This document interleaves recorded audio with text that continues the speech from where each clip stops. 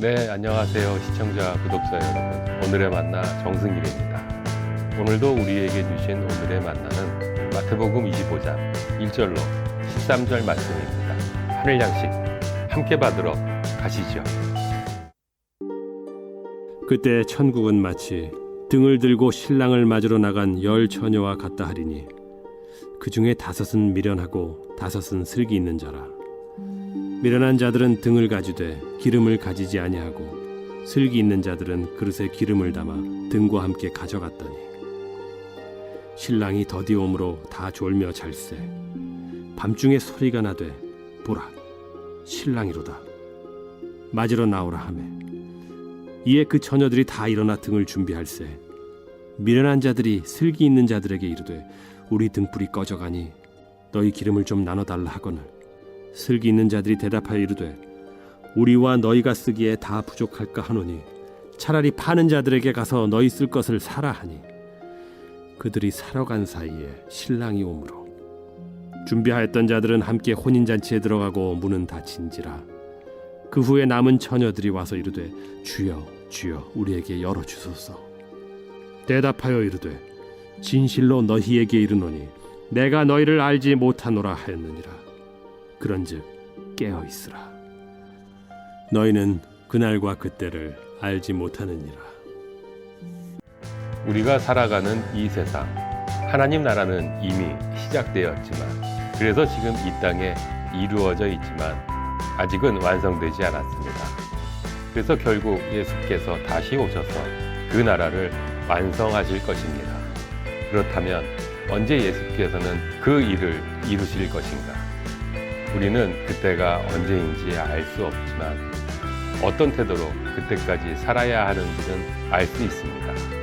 예수께서는 마태복음 24장 마지막부터 25장까지 비유들을 연이어 말씀하십니다.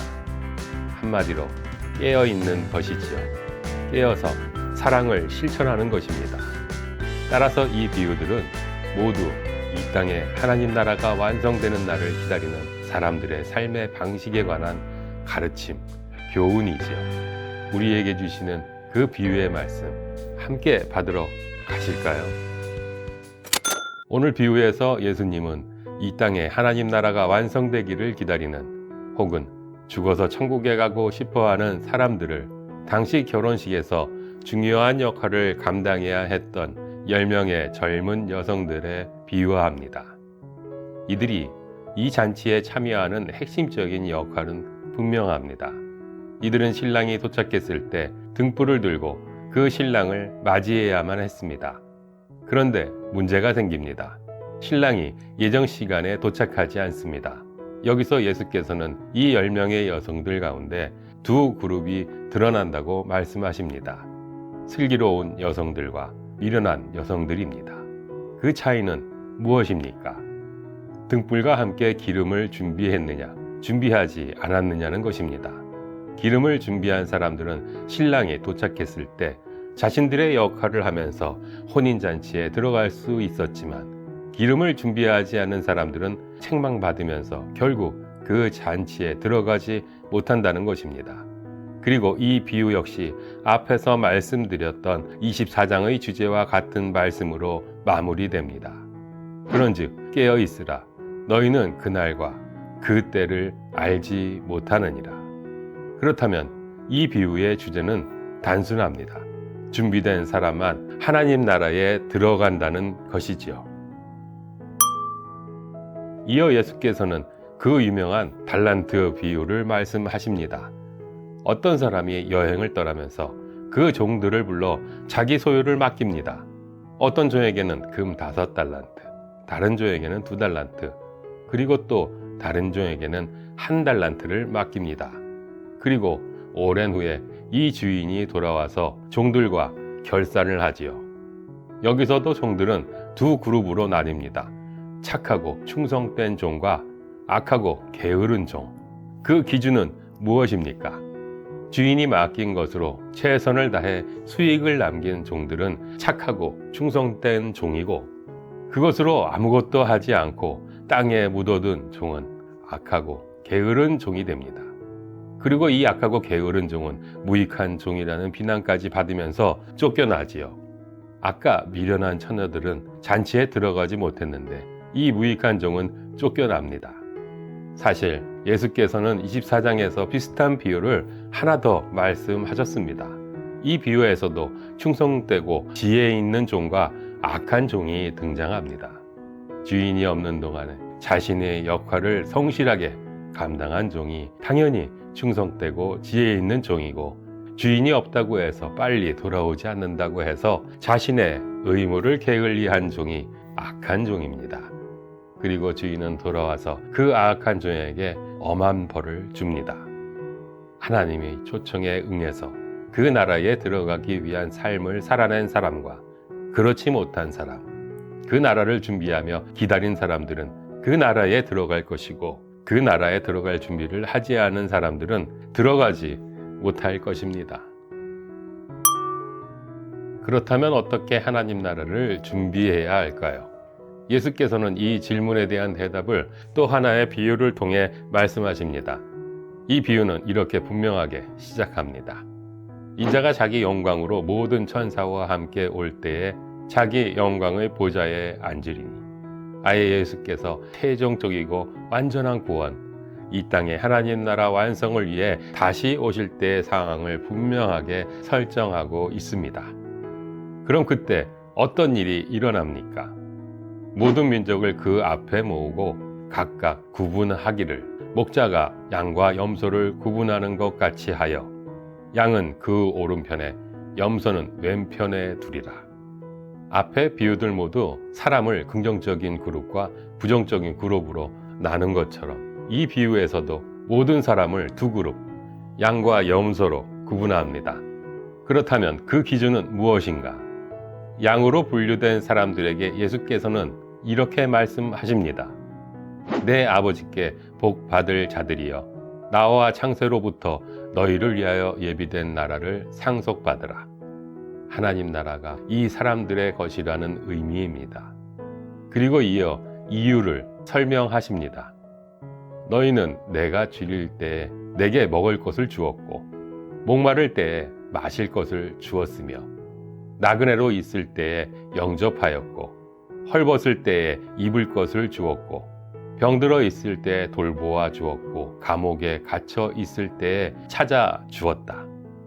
그러자 이렇게 의로운 일을 한 사람들은 의아해하면서 예수께 자신들은 그런 적이 없다고 하지요. 그때 예수께서는 이렇게 말씀하십니다. 내가 진실로 너희에게 이르노니 너희가 여기 내 형제 중에 지극히 작은 자 하나에게 한 것이 곧 내게 한 것이니라. 예수께서는 이 비유의 의도를 분명히 하시기 위해서 반대쪽 염소로 분류된 그들과도 이야기를 나누십니다. 예수께서는 이들을 심하게 책망하십니다. 저주를 받은 자들아, 나를 떠나 마귀와 그 사자들을 위하여 예비된 영원한 불에 들어가라. 이들이 예수를 푸대접했기 때문이라고 예수께서는 이유를 설명하십니다. 당연히 이 사람들은 자신들이 그런 적이 없다고 합니다. 그러자 예수께서 말씀하십니다. 내가 진실로 너희에게 이르노니 이 지극히 작은 자 하나에게 하지 아니한 것이 곧 내게 하지 아니한 것이니라. 그들은 영벌에, 의인들은 영생에 들어가리라. 그렇다면 마태복음 24장, 25장에 연결되어 소개되는 비유들의 결론이 여기 내려집니다. 우리가 이 땅에 최종적으로 이루어지는 하나님 나라를 대비하는 삶의 방식은, 그리고 죽어서 천국에 가기 위해 반드시 선택해야 하는 삶의 방식은 사랑의 실천입니다. 강조해서 말하면 사랑의 마음이 아니라 사랑의 실천입니다. 예수의 비유 속에 등장하는 모든 인물에게 중요한 것은 실제 행동이었습니다. 10명의 처녀 모두 결혼식에서 자신의 역할을 잘 수행하고 싶었습니다. 차이는 5은 기름을 준비했고 나머지 5은 하지 않았다는 것이지요. 달란트 비유와 24장의 종의 비유에서 역시 차이는 어떤 행동을 했느냐에 있었습니다. 양과 염소의 비유에서도 차이는 지극히 작은 사람들이 어려울 때 도왔느냐, 돕지 않았느냐에 있습니다. 우리는 믿음으로 구원을 얻습니다.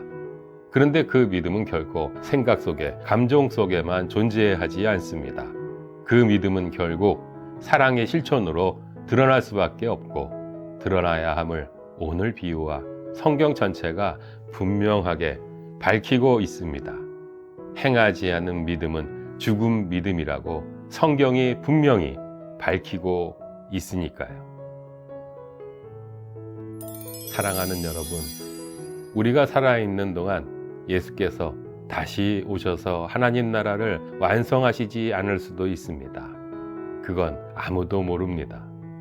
하지만 분명한 것은 우리 모두 반드시 죽는다는 것입니다.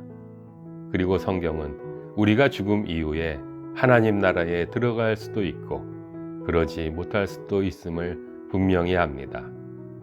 그렇다면 여러분, 오늘 어떻게 그 나라를 준비하시겠습니까? 사랑을 실천함으로, 그것도 지극히 작은 사람들에게 대한 사랑을 실천함으로 하나님 나라를 준비하는 지혜로운 사람들이 되시기를 주님의 이름으로 축복합니다. 늘 건강하시고 행복하십시오. 다음 주에 뵙겠습니다. 감사합니다.